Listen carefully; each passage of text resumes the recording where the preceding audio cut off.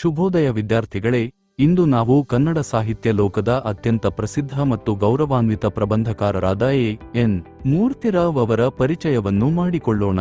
ಇವರ ಪೂರ್ಣ ಹೆಸರು ಅಕ್ಕಿಹೆಬ್ಬಾಳು ನರಸಿಂಹ ಮೂರ್ತಿರಾವ್. ಇವರು ಮಂಡ್ಯ ಜಿಲ್ಲೆಯ ಅಕ್ಕಿಹೆಬ್ಬಾಳು ಎಂಬ ಗ್ರಾಮದವರು.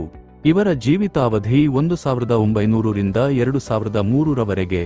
ಅಂದರೆ ಇವರು 100 ವರ್ಷಗಳಿಗೂ ಹೆಚ್ಚು ಕಾಲ ಬದುಕಿ ಸಾಹಿತ್ಯ ಸೇವೆ ಮಾಡಿದ ಮಹನೀಯರು.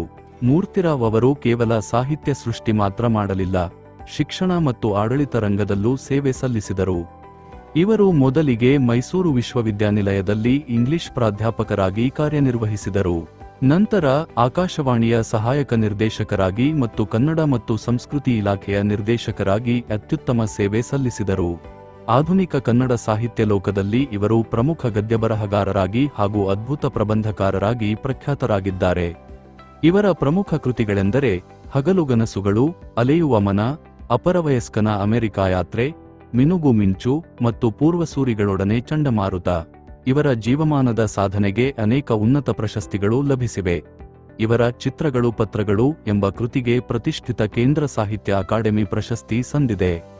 ಇವರ ಅತ್ಯಂತ ಜನಪ್ರಿಯ ವಿಶಿಷ್ಟ ಕೃತಿಯಾದ ದೇವರು ಪುಸ್ತಕಕ್ಕೆ ಕನ್ನಡದ ಅತ್ಯುನ್ನತ ಪಂಪ ಪ್ರಶಸ್ತಿ ಲಭಿಸಿದೆ. ಮೈಸೂರು ವಿಶ್ವವಿದ್ಯಾನಿಲಯವು ಇವರ ಸಾಹಿತ್ಯದ ಗೌರವಾರ್ಥವಾಗಿ ಗೌರವ ಡಿ.ಲಿಟ್. ಪದವಿಯನ್ನು ನೀಡಿ ಪುರಸ್ಕರಿಸಿದೆ.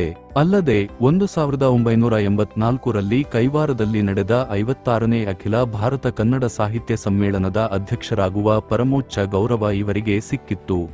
ಹಾಗಾದರೆ ವಿದ್ಯಾರ್ಥಿಗಳೇ, ಇವತ್ತಿನ ತರಗತಿಯಲ್ಲಿ ನಾವು ಎನ್. ಮೂರ್ತಿರಾವ್ ಅವರ ಜೀವನ, ಸಾಧನೆ ಮತ್ತು ಕೃತಿಗಳ ಬಗ್ಗೆ ಸಂಪೂರ್ಣವಾಗಿ ತಿಳಿದುಕೊಂಡೆವು ಅಲ್ವಾ? ಇವತ್ತಿನ ತರಗತಿ ನಿಮಗೆ ಇಷ್ಟ ಆಗಿದೆ ಅಂತ ಭಾವಿಸುತ್ತೇನೆ. ನಿಮಗಾಗಿ ಇವತ್ತಿನ ಒಂದು ಸಣ್ಣ ಪ್ರಶ್ನೆ: ಎನ್.